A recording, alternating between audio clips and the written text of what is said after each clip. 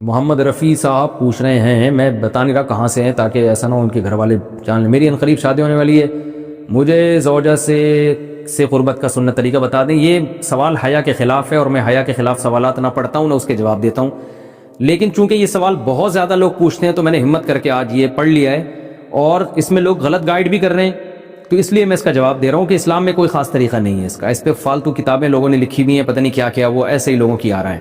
تو یہ چیز نیچرل ہے۔ جیسے کوئی پوچھے کھانا کھانے کا طریقہ کیا ہے، تو بھائی منہ میں نوالا ڈال کے چباؤ، نگل لو، خود بخود فطرت سکھاتی ہے انسان کو۔ تو ایسی زوجہ کے قریب فطرت خود سکھا دیتی ہے۔ ہاں، شریعت نے جس طریقے کو حرام قرار دیا ہے وہ سب کو معلوم ہے کہ جو ہے وہ اللہ تعالیٰ نے جو بدکار لوگ جس طرح سے کرتے ہیں، جو لڑکوں سے بدفعلی کرنے والے لوگ ہیں، وہ طریقہ حرام ہے۔ تو باقی اللہ تعالیٰ نے میاں بیوی کا معاملہ رکھا ہے، دوسرے کا لباس ہے، تو کمرے کی باتیں ہیں وہ جیسے چاہیں مناسب سمجھے، وہ ان کا اپنا ذاتی عمل ہے، اس کا کوئی خاص طریقہ نہیں ہے، اور یہ نیچر انسان کو خود سکھاتی ہے۔ نہ یہ طریقے نہ کسی سے سیکھنے کی ضرورت ہے۔ بعض لوگ تو حد درجے کی بے شرمی کرتے ہیں، وہ شادی سے پہلے جو ہے وہ فحش فلمیں دیکھتے ہیں تاکہ ہمیں طریقہ آ جائے۔ یہ انتہائی درجے کی بےہودگی ہے، انتہائی درجے کی ایک لعنتی عمل ہے یہ۔ تو یہ کوئی خاص طریقہ نہیں ہے۔ میاں بیوی ایک دوسرے کا لباس ہیں، وہ جس طرح سے ایک دوسرے کو سیٹسفائی کر سکتے ہیں وہ کر لیں، تاکہ ان کی توجہ کسی اور طرف نہ جائے، وہ حلال کی تسکین ان کی بند کمرے کے اندر ہو جائے۔ اور یہ باتیں لوگوں سے شیئر بھی نہیں کرنی چاہیے۔ آج یہ بھی ایک حرام کاری ہو رہی ہے، میں بہت سخت الفاظ استعمال کر رہا ہوں اس لیے کہ یہ، اور میرے پاس کوئی ہلکا لفظ نہیں ہے۔ وہ کیا ہوتا ہے کہ مرد اپنی زوجہ سے ہم بستری کر کے اس کے راز دوستوں کے سامنے فاش کر رہا ہوتا ہے، میں نے ایسے کیا، میں نے ایسے کیا۔ لڑکیاں بتا رہی ہوتی ہیں اپنی فرینڈز کو کہ میرے شوہر نے میرے ساتھ ایسے کیا۔ یہ بہت لعنتی عمل ہے۔ آپ صلی اللہ علیہ وسلم نے فرمایا جو عورت اپنے شوہر کے راز یا شوہر بیوی کے راز فاش کرتا ہے اس پر لعنت ہے، حدیث کا مفہوم ہے یہ۔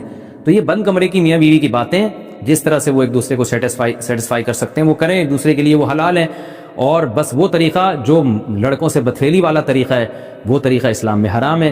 اور اسی طرح اورل سیکس پہ بھی میں کلپ ریکارڈ کروا چکا ہوں، وہ بھی سن لیا جائے، یا علماء کی جو اس بارے میں رائے ہے وہ دیکھ لی جائے۔ تو اس کے علاوہ جو بھی ہے میاں بیوی ایک دوسرے کے لیے اللہ نے حلال کیے، کوئی خاص طریقہ نہیں ہے۔ اور یہ حیا کی باتیں، ان کو بند کمرے کے اندر ہی رہنا چاہیے ان چیزوں کو۔ اور اس کے لیے جو فحش فلمیں دیکھی جا رہی ہیں یہ بہت غلط حرکت ہے، اور اس کو نا ایک ایجوکیشن کا نام دے دیا گیا اس زمانے میں، اور سیکس کی تعلیم کے نام سے بچوں کو پڑھایا جا رہا ہے اسکول میں۔ یہ سب بےہودگی ہے۔ لاکھوں سال سے انسان دنیا میں زندہ ہے، تو کیا اس کو یہ پتہ ہی نہیں تھا؟ اور یہ ساری 6 ارب انسان ایسے ہی بغیر تعلیم کے پیدا ہو گئے ہیں کیا؟ تو یہ تو چیزیں نیچر خود سکھا دیتی ہے انسان کو کہ کیا کرنا ہے، کیسے کرنا ہے۔ اس میں کوئی اسکول کالج میں پڑھنے کی ضرورت نہیں ہے۔ ہاں، شرعی احکام اس کے 2-4 ہیں، وہ علماء بتاتے رہتے ہیں، وہ کتابوں میں لکھے ہوئے ہیں کہ کون سا راستہ حرام ہے اور کون سے راستے میں آنا جائز ہے۔ تو اس لیے میں نے بہت ہی دل پہ پتھر رکھ کے آج اس کلپ کو ریکارڈ کروایا ہے، تاکہ لوگ اس بارے میں غلط طرف نہ جائیں اور ایک چیز کو ایک بہت بڑا ایشو نہ بنا لے لو۔ بیوی کا شوہر کو ہم بستری سے روکنا۔ حدیث میں ہے کہ جو بیوی اپنے شوہر کو ہم بستری کرنے سے انکار کرے اس پر رات بھر لعنت برستی ہے۔ اس حدیث کی وضاحت فرما دیں۔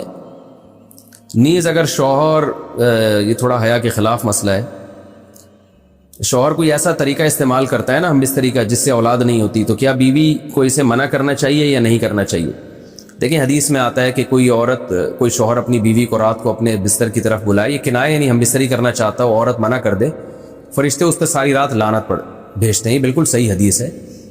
اب ہمارے بعض اسکالر کیا کرتے ہیں، جب ان سے یہ بات پوچھی جائے تو وہ بات کو گھما دیتے ہیں، سیدھی سیدھی بات نہیں بتاتے کہ بھئی یہ شریعت میں مرد کا حق ہے کہ عورت اس کو ہم بستری سے نہیں روک سکتی، کیونکہ ویمن رائٹس کے نام پہ آج کل بہت تحریکیں چل رہی ہیں۔ تو وہ بھی کچھ لبرل اسکالرز ہیں جو ہر وقت جو ہے نا کوشش کرتے ہیں کہ خواتین ہم سے ناراض نہ ہو جائیں۔ تو بھائی آپ شریعت کا حکم بتائیں صاف صاف، چاہے عورت خوش ہوتی ہے ناراض ہوتی ہے، بعض حقوق مردوں کے ہیں بعض عورتوں کے ہیں، تو وہ بتانے پڑتے ہیں۔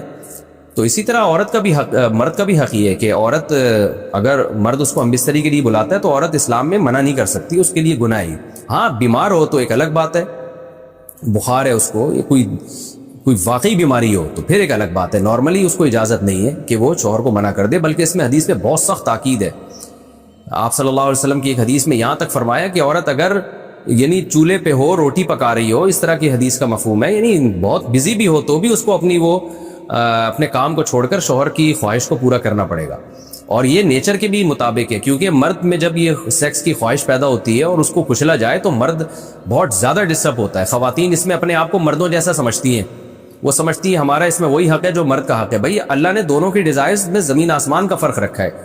تو مرد کو بہت زیادہ نقصان ہوتا ہے اس سے, وہ بہت زیادہ مینٹلی ڈسٹرب ہوتا ہے اس سے, کیونکہ اللہ نے یہ ڈیزائرز عورت کی نسبت مرد میں بہت زیادہ رکھی ہے, تھوڑی زیادہ نہیں بہت زیادہ رکھی ہے.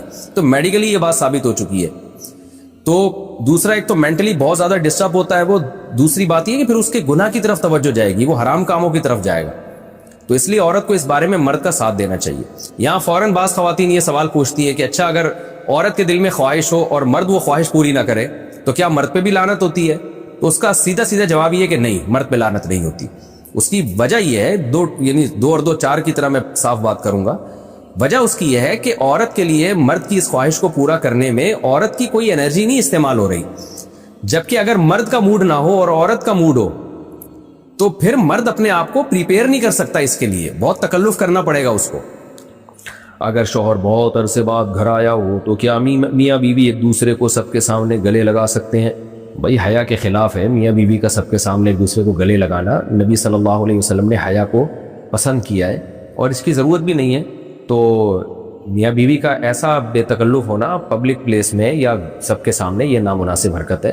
ایک حیا ہی تو تھوڑی سی ایسی چیز رہ گئی ہماری سوسائٹی میں, اس کو بھی ختم کر دیں گے تو بالکل ہی جو ہے سوسائٹی بے حیا بن جائے گی. تو حیا کے ثبوت کے لیے الگ سے کوئی دلیل نہیں ہوتی. حیا محسوس ہونے والی چیز ہے اور نبی صلی اللہ علیہ وسلم نے اس کو پسند کیا ہے کہ الحیاء جزء من الایمان, حیا بھی ایمان کا ایک حصہ ہے. مصافحہ کر سکتے ہیں سب کے سامنے, کوئی حرج نہیں ہے, لیکن گلے ملنا سب کے سامنے یہ ٹھیک نہیں ہے, حیا کے خلاف ہے. عبد الرحمن سہارنپور, فرض کفایہ کہاں سے ثابت ہے؟ دیکھیں فرض کفایہ کا لفظ ثابت نہیں ہے اور اس کی ضرورت بھی نہیں ہے کسی لفظ کو ثابت کرنے کی, کیونکہ اصطلاحات جو ہے, ٹرمز جو ہے, جو ٹرمینالوجی ہے وہ تو کوئی بھی وضع کی جا سکتی ہے. تو ہم یہ بتا سکتے ہیں کہ فرض کفایہ کا جو حکم ہے وہ کہاں سے ثابت ہے. تو یہ بات شریعت سے ثابت ہے کہ کچھ فرائض ایسے ہیں جو ہر شخص پہ لازم ہے, اس کو فقہا نے فرض عین کا نام دے دیا. جیسے نماز ہر شخص پہ لازم ہے, ہر مرد پہ, ہر عورت پہ. ایک آدمی کی نماز دوسرے کی طرف سے کافی نہیں ہو سکتی. تو ایسے فرض کو علماء نے نام دے دیا بعد میں کہ فرض عین کہا جائے گا ایسی عبادت کو جو ہر شخص نے خود کرنی ہے, دوسرا اس کی طرف سے کفایت نہیں کر سکتا. بعض عبادتیں فقہاء کرام نے دیکھی کہ ایسی ہیں کہ چند لوگ کر لیں تو باقی سب سے وہ ساقط ہو جاتی ہیں. جیسے کسی کا انتقال ہو گیا تو چند لوگ اگر جنازہ پڑھ لیتے ہیں تو سب پہ جنازہ لازم نہیں ہے, ہاں سارے ہی چھوڑ دیں گے تو سب گناہگار ہوں گے. تو علماء نے ایسی نماز کو یا ایسی عبادت کو فرض کفایہ کا نام دے دیا کہ بھائی چند لوگ بھی کر لے تو سب کی طرف سے کافی ہو جاتی ہے. تو فرض کفایہ کا لفظ یا فرض عین کا لفظ تو آپ قرآن و سنت سے نہیں دکھا سکتے, لیکن یہ کام تو دکھا سکتے ہیں نا, عبادت تو دکھا سکتے ہیں. تو آسانی کے لیے فقہا نے اس کو ایک نام دے دیا, بھئی یہ فرض عین ہے, یہ فرض کفایہ ہے, یہ سنت غیر مؤکدہ ہے, یہ سنت مؤکدہ ہے, یہ فرض ہے, یہ واجب ہے, یہ مکروہ ہے, مکروہ تحریمی ہے. تو یہ ٹرمز بعد میں ایجاد ہوئی ہیں, لیکن یہ احکام پہلے سے موجود تھے, ان کو نام دے دیا آسانی کے لیے. تو اس میں کوئی حرج نہیں ہے. کیا بھائی اپنے بھائی کو وصیت کر سکتا ہے؟ بھائی اپنے بھائی کے لیے وصیت جب کر سکتا ہے جب اس بھائی کے بیٹے نہ ہو یا والد بھی نہ ہو, یعنی وارث نہ ہو ان کا, تو وارث ہو تو وصیت کر سکتا ہے. اس لیے کہ حدیث میں آتا ہے لا وصیت لوارث, جس کو آپ کی جائیداد میں حصہ ملنا ہے نا آپ اس کے لیے وصیت نہیں کر سکتے.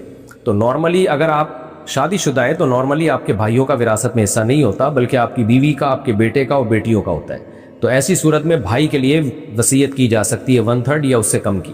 لیکن اگر آپ شادی شدہ نہیں ہیں یا آپ میرڈ ہیں لیکن آپ کے بیٹا نہیں ہے کوئی اور باپ بھی نہیں ہے, تو ایسی صورت میں وراثت پھر بھائی کو بھی جاتی ہے. تو پھر ایسی صورت میں آپ بھائی کے لیے وصیت نہیں کر سکتے, کیونکہ آلریڈی اس کو وراثت میں حصہ مل رہا ہے. تو آپ کے مرنے کے بعد جس وارث کو وراثت میں حصہ مل رہا ہو اس کے لیے دنیا میں آپ وصیت نہیں کر سکتے, جس کو حصہ نہیں مل رہا ہو اس کے لیے وصیت 1/3 تک کی جا سکتی ہے. مفتی صاحب غصے کو کیسے کنٹرول کریں؟ دیکھیں غصہ کنٹرول کرنے کی دو وجہ سے غصہ زیادہ آتا ہے. ایک تو میڈیکلی کوئی آپ میں پرابلم چل رہی ہوتی ہے, اور ایک اس کی روحانی وجہ ہے. روحانی کا مطلب آپ میں تکبر ہے یا آپ ویسے ہی کسی چیز سے پریشان ہیں, تو پھر بات پہ حضرت حکیم اختر صاحب رحمہ اللہ کے شعر ہے نا, دل گلستہ تھا تو ہر شے سے ٹپکتی تھی بہار, دل بیاباں ہو گیا عالم بیاباں ہو گیا. جب انسان خوش ہوتا ہے تو ریگستانوں میں بھی اس کو باغ اور بہار کا مزہ آتا ہے, اور جب اندر سے دل بیابان ہو اور اس میں ہی کانٹے چبھ رہے ہوں, پریشان ہو, تو باغوں میں بھی اور گلستان میں بھی اس کو سکون نہیں ملتا. تو اگر کوئی میڈیکلی ایشو ہے, نیند کی کمی ہے, بلڈ پریشر ہائی رہتا ہے یا کوئی بیماری ہے, تو وہ تو ڈاکٹر علاج کرے گا اس کا, نیند کی کمی کو پورا کریں. اور اگر کوئی روحانی وجہ ہے، کوئی ٹینشن ہے، کوئی ڈپریشن ہے، تو اس کو ختم کرنے کی کوشش کریں. اور تکبر سے بھی بعض دفعہ انسان کو غصہ آتا ہے. انسان اپنی ایک ویلیو سمجھ بیٹھتا ہے کہ میرا یہ مقام ہے، جب اس کو وہ مقام نہیں ملتا تو وہ ڈپریشن میں جاتا ہے، غصہ کرتا ہے. تو بھائی تواضع پیدا کرو اپنے اندر، عاجزی پیدا کرو. عاجز لوگ ہمیشہ خوش رہتے ہیں، اور جو ناک پہ مکھی بٹھا کے رکھتے ہیں وہ ٹینشن میں رہتے ہیں. تو بہت سارے اسباب ہیں. اور ایک نارملی ایک آسان سا ٹوٹکا تو یہ، جب بھی غصہ آیا کرے اور غصہ آپ غلط ناجائز غصہ جاری کریں تو اپنے اوپر کوئی صدقہ لازم کر لیں، کہ منت نہ مانیں، کوئی نظر نہ مانیں، لیکن بس یہ سزا دیں کہ میں نے جب بھی غصہ کیا تو میں اتنے پیسے صدقہ کروں گا. آہستہ آہستہ انشاءاللہ اس سے بھی غصے پہ کافی کنٹرول ہو جائے گا. مفتی صاحب، ہاتھ پر کالا دھاگا. اچھا، یہاں غصے کی آپ نے بات کی. ہمارے ایک دوست تھے، ان کو اپنی بیوی پہ بلا وجہ بہت غصہ آتا تھا. جو جب وہ ہمارے شیخ سے بیعت ہوئے تو انہوں نے اپنی اصلاح کے لیے لکھا خط میں کہ میں اپنی بیوی پہ بہت غصہ کرتا ہوں. تو حضرت نے فرمایا کہ آپ اصلاح کے لیے ایسا کیا کریں، جب بیوی پہ غصہ کریں تو معافی مانگا کریں غصے کے بعد. تو ان کی یہ غصہ چھوٹ گیا. ان کا مجھے بڑی شرم آتی تھی بعد میں بیوی سے معافی مانگتے ہوئے، تو اس چکر میں پھر میں نے غصہ کرنا ہی چھوڑ دیا کہ ایسے غصے کا فائدہ کیا کہ بعد میں مجھے کو ایکسکیوز کرنا پڑے. تو یہ بھی ایک نسخہ ہوتا ہے کہ آپ کو غصہ آ گیا، آپ ایکسکیوز کریں. تو بار بار کتنا ایکسکیوز کرے گا انسان نا. تو بار بار معافی مانگتے ہوئے انسان کو پھر شرم محسوس ہوتی ہے، یار بار بار ایک ہی چیز ریپیٹ ہو رہی ہے. تو پھر وہ کنٹرول کرتا ہے کہ ایسا کام ہی نہ کرو کہ مجھے پھر بار بار اس پہ معافی مانگنی پڑے. مفتی صاحب، ہاتھ پر کالا دھاگا ڈالنا چاہیے؟ نہیں ڈالنا چاہیے. کیوں ڈال رہے ہو بھائی کالا دھاگا؟ یہ انسان کے وہمی ہونے کی دلیل ہے. مفتی صاحب، بینک سے قسطوں پر گاڑی لینا جائز ہے؟ نہیں، جائز نہیں ہے. البتہ اسلامک بینک سے آپ لے سکتے ہیں. کیا عقیقہ اور ولیمہ ایک ساتھ کر سکتے ہیں؟ جی بالکل کر سکتے ہیں. اگر کوئی کہے کہ میں فلاں عورت سے نکاح کروں تو طلاق، تو اگر اس سے نکاح کیا تو طلاق ہو جائے گی. اور اگر یہی بات 2 مرتبہ یا 3 مرتبہ کہی ہو تو کتنی طلاقیں ہوں گی؟ دیکھیں، اگر کوئی کہتا ہے فلاں عورت سے میں نکاح کروں تو طلاق، تو پھر طلاق ہو جائے گی. اگر اس نے کہا 3 طلاق تو 3 ہو جائے گی، 2 کہا تو 2 ہو جائیں گی، 1 کہا تو 1 ہو جائے گی. اور اگر اس نے یوں کہا میں فلاں عورت سے نکاح کروں تو طلاق، پھر اس سینٹنس کو دوبارہ کہا اگر میں فلاں عورت سے نکاح کروں تو طلاق، تو پھر اس سے پوچھا جائے گا یہ جو آپ نے اس سینٹنس کو دوبارہ دہرایا ہے، اس سے آپ کی نیت کیا تھی؟ دوسری طلاق کی نیت تھی یا اسی جملے کو تکرار کی نیت سے دہرا رہے تھے؟ تو اگر وہ کہتا ہے اسی جملے کو میں دہرا رہا تھا یہ بتانے کے لیے کہ میں یہ قسم اٹھا چکا ہوں کہ اگر فلاں سے نکاح کیا تو طلاق ہے، تو پھر اسی کو اگر دہرانے کے لیے کہہ رہا تھا تو پھر ایک ہی ہوگی طلاق، کیونکہ وہ ایک ہی جملہ ہے، اس کو تاکید کے لیے دہرا رہے ہیں اس کو. لیکن یہ بڑی پرلے درجے کی حماقت ہے اس قسم کے الفاظ زبان سے ادا کرنا. کچھ بے وقوف احمق لوگ دنیا میں ایسے پائے جاتے ہیں جو بیٹھے بیٹھے اس طرح کی باتیں کر رہے ہوتے ہیں. طلاق کا لفظ اسلام میں ہلکا لفظ نہیں ہے. تو اگر کسی نے یوں کہا کہ فلاں عورت سے میں نے نکاح کیا تو اس کو طلاق، تو پھر نکاح کرتے ہی طلاق واقع ہو جائے گی. تو اس لیے انتہائی درجے کی حماقت ہے. البتہ بعض اسلاف سے ہمیں مصنف ابن ابی شیبہ، مصنف عبدالرزاق میں ایسی احادیث ملتی ہیں، روایات ملتی ہیں جس سے پتہ چلتا ہے کہ نکاح سے پہلے طلاق نہیں ہوتی. تو ان اسلاف سے، صحابہ تابعین سے جو ثابت ہے نا کہ نکاح کے سے پہلے طلاق نہیں ہوتی، تو ان احادیث کا مطلب یہ ہے کہ اگر کوئی اجنبی عورت کو کہہ دے نا تمہیں طلاق ہے، تو اس سے طلاق نہیں ہوتی کیونکہ نکاح ہی نہیں ہے، لہذا اس سے شادی کرے گا تو طلاق نہیں ہوگی. لیکن اگر طلاق کو معلق کر دیتا ہے وہ کہ اگر میں نے نکاح کیا، نکاح سے معلق کر دیا اس نے، تم سے نکاح کیا تو طلاق، تو پھر ہو جائے گی، کیونکہ وہ نکاح سے پہلے تھوڑی طلاق دے رہا ہے. وہ تو کہہ رہا ہے جب نکاح کروں گا تو اس وقت طلاق